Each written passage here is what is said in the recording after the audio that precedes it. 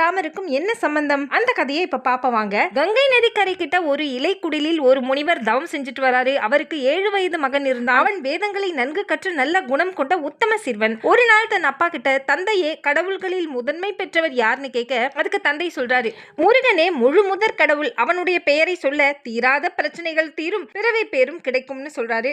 கொஞ்ச நாள் கழிச்சு முனிவர் புனித யாத்திரையாக கேதாரம் போறாரு. அந்த நேரத்துல அந்நாட்டின் மன்னர் முனிவரை பார்க்க குடிலுக்கு வராரு. முனிவர் புனித யாத்திரை போயிட்டாருன்னு கேள்விப்பட்டு சோகமா தன் அரண்மனைக்கு கிளம்ப, அப்ப முனிவரின் மகன் அரசன் கிட்ட கேட்கிறான், ஐயா, தங்களின் பிரச்சனை என்னவென்று கூறுங்கள், நான் தீர்க்க முயல்கிறேன். உங்கள் மன இருளை விளக்க வெளிச்சம்தான் தேவை, அது என்னிடம் இருப்பதாக நான் நம்புகிறேன்னு சொல்ல, உடனே மன்னன் அழ தொடங்குறாரு. நான் ஒரு முறை வேட்டையாட சென்ற போது ஏதோ ஒரு மிருகம் என நினைத்து ஒரு முனிவர் மீது அம்பை எய்தி கொன்றுவிட்டேன். அது எனக்கு பிரம்மஹத்தி தோஷமாக மாறி ஆட்டு விக்கிறது. தோஷம் நீங்க என்ன செய்வது என்று புரியாமல் தத்தளிக்கிறேன்னு சொல்றாரு. அதை கேட்ட சிறுவன் சொல்றான், அரசே, புனித நதி கங்கையில் முழுகுவது பாவத்தை விளக்கும் என்று தங்களுக்கே தெரியாதா? எனவே கங்கையில் முழுகி எழுந்து வடதிசை நோக்கி நின்று ஓம் முருகா என்ற மந்திரத்தை 3 முறை ஒரு மனதுடன் சொல்லுங்கள், உங்கள் தோஷம் நீங்கிவிடும்னு சொல்றான். அதை கேட்ட மன்னர் அதே மாதிரி செய்ய தோஷம் போயிடுது.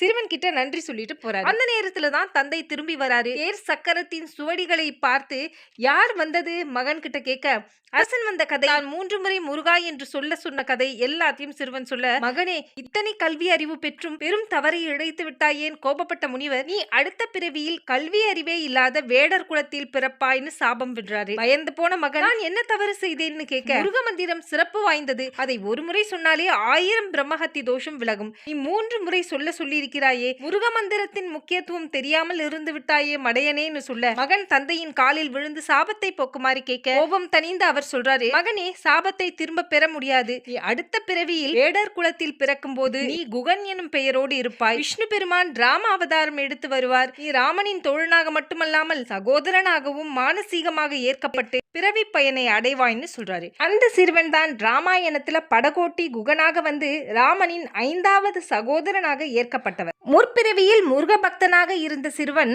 அடுத்த பிறவியில் ராமனின் சேவகனாக மாறிய வரலாறு இது.